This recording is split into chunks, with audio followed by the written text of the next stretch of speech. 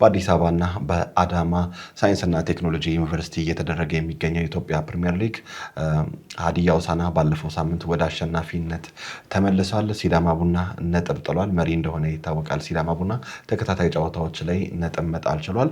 የሀዲያ ሆሳዕና ጨዋታን ካለን ሰዓት አንጻር እንመልከት።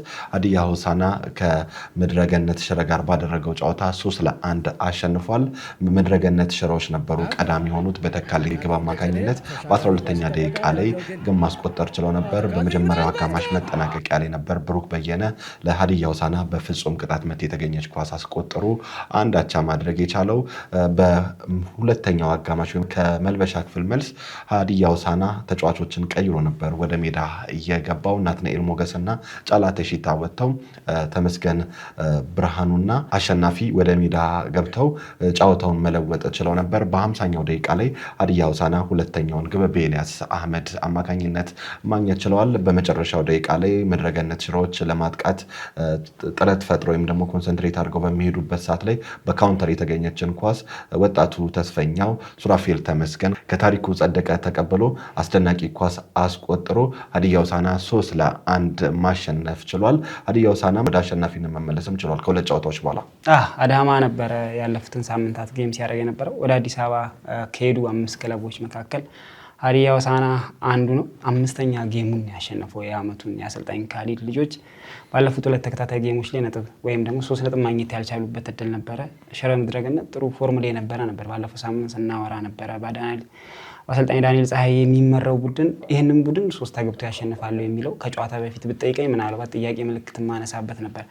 በጨዋታው ላይ ደግሞ እንደመነሻ በተከታታይ ሳምንታት ስናነሳ እንደነበረ ሀዲያ ስፖርት ላይ ሀዲያ ሆሳዕና በመጀመሪያዎቹ 12 ደቂቃዎች ውስጥ የሚገባበት ግብ በአመቱ በርካታ ጨዋታዎች ላይ ነጥብ ያስጣለውና 5ቱንም ጨዋታዎች ካየን በመጨረሻና በ12ኛ ደቂቃ ውስጥ በሚገቡ ጎቦች እንደተሸነፈ ይታወቃልና ከዚህ መነሻነት መጀመሪያ ደቂቃ ላይ ግብ ሲቆጠርበት እኔም አንተም ኳሱን በምንመለከትበት ሰዓት ላይ የነበረን አእምሮ በፍጥነት ሄደው ወደዛ ነው። ይሄም ጨዋታ ወደ ተከታታይ በ4 ጨዋታዎች ላይ በተመለከትነው መንገድ ሊሆን ነው የሚለው ነበር። ወደ እረፍት ከማምራታቸው በፊት ብሩክ በየነ የተገኘውን ፍጹም ቅጣት ምት ግሩም በሆነ ሁኔታ አስቆጥረው ወደ እረፍት አምሩ። ላለፉት 2 ጨዋታዎች ላይ በጉዳት ምክንያት ቡድን ውስጥ ያልነበረው ተመስገን ብርሃኑ ተቀይሮ ገባ።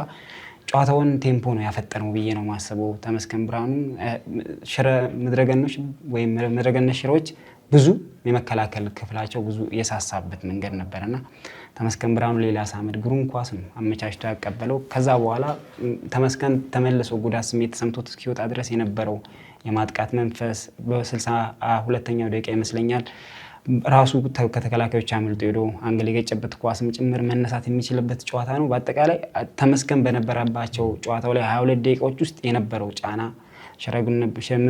ምድረገነት ሽረ ላይ የፈጠረው የማጥቃት ተጽዕኖ ከፍተኛ ነበር ብዬ አስባለሁ። ጨዋታው ላይ ሌላው ሱራፌል ተመስገን ወጣቱ አማካይ ክፍል ተጫዋች ከወጣቱ አማካይ ታሪኩ ጸደቀ የተላከለትን ግሩም ኳስ አስቆጥሯል።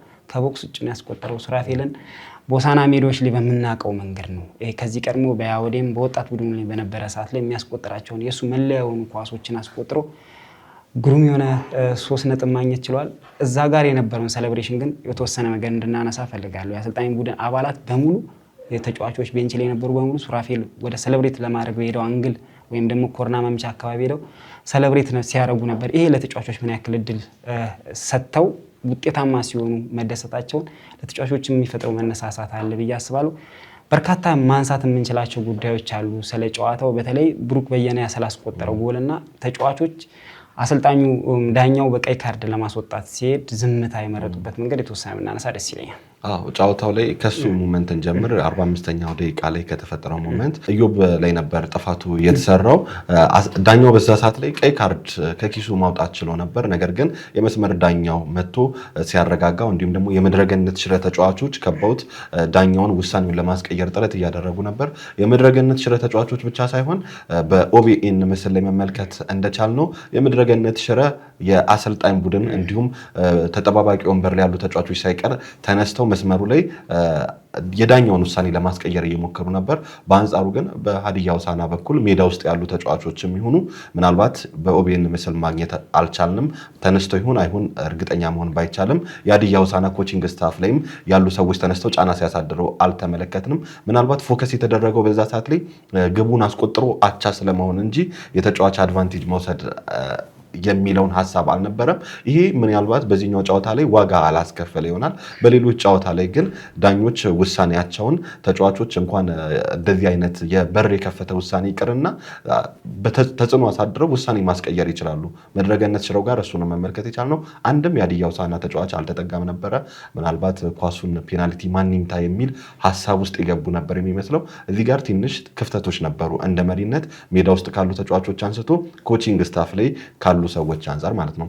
እዚህ ጋር ግን አንድ ነገር መደነቅ አለበት ብዬ ማስበው ሀዲያ ሆሳዕና የአሰልጣኝ ቡድኑ ጨዋታውን የቀየረበት መንገድ መነሳት አለበት። እረፍት ሰዓት ላይ የቀየራቸው 2 ቅያሪዎች ናቸው ይህንን ጨዋታ 3 ነጥብ ሀዲያ ሆሳዕና እንዲያገኝ ያደረገው። የነተመስገን ብርሃኑና የአሸናፊ የመጀመሪያው ቅያሪ ሲሆን ከዛ ቀጥሎ ደግሞ ወደ ሜዳ የገቡት እነ ሱራፌል ተመስገን፣ እነ ታሪኩ ጸደቀ፣ እነ ደስታ ዋሚሾ ያሳዩትን እንቅስቃሴ በምንመለከትበት ሰዓት ላይ የአሰልጣኝ ቡድኑ ጨዋታዎችን እንዴት መቀየር እንደሚችል የተጠና ስትራቴጂ ወደ ሜዳ ይዘው እንደሚገቡ በጨዋታው የሆነ ያክል አመላክቱናል ብዬ አስባለሁ። የአሰልጣኝ ቡድኑ በዚህ ጨዋታ ላይ የማሸነፊያውን ካርድ ሙሉ ለሙሉ መዞ ተጠቅሟል ብዬ ነው የማስበው።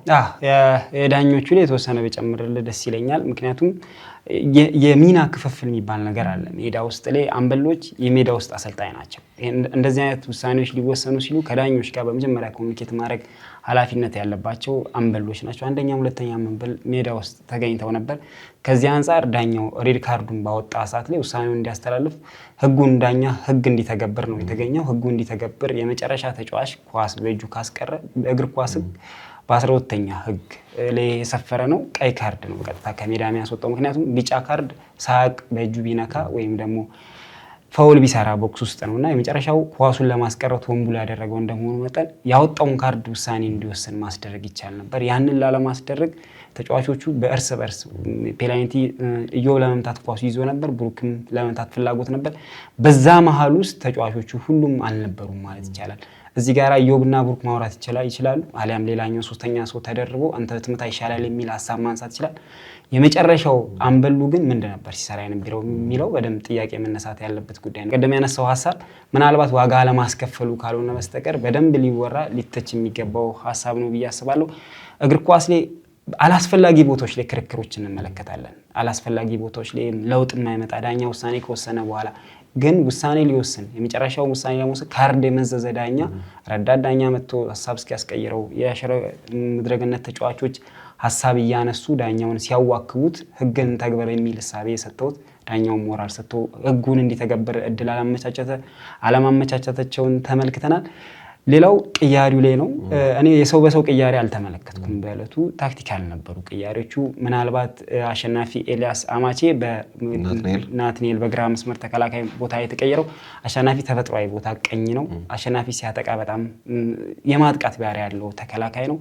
ሱራፌል ግን ናትኒኤል ግን ብዙ ጊዜ ቆሞ የሚከላከል ወይም ደግሞ ወደ መሀል እየገባ ሊያግዝ የሚሞክር ተከላካይ ነው። የሰው በሰው ሳይሆን የታክቲካል ቅያሪ ነው። ጫላ በተመስገንም ሲቀየር ተመስገንና የጫላ የአጫወት መንገዳቸው ብዙ የተለያየ ነው። ተመስገን ወርዶ ወይም ደግሞ አስፍቶ መስመሩን ሰብሮ መግባት አቅም ያለው ተጫዋች ነው። ከዛ አንጻር ምናልባት ውጤታማ መሆን የቻሉበት መንገድም በደንብ የተመለከት ነው ይመስለኛል። ሱራፌልም በኤልያስ አህመድ የቀየሩበት መንገድ በጣም ግሩም ነው። ኤልያስና ሱራፌል በተለይም የተለያየ አጫወት የሚጫወቱ ሰዎች ናቸው። ይሄም ሌላ እይታን የፈጠረና ውጤታማ ያደረጋቸው ነው ብዬ አስባለሁ። የሱራፌልና የታሪኩ ውጤታማነት ምናልባት በቀጣይ ወጣቶች ላይ ለሚደረገው እምነት ሌላ ተጨማሪ ሀሳብ ሆኖ የመጣ ነው ብዬ አስባለሁ።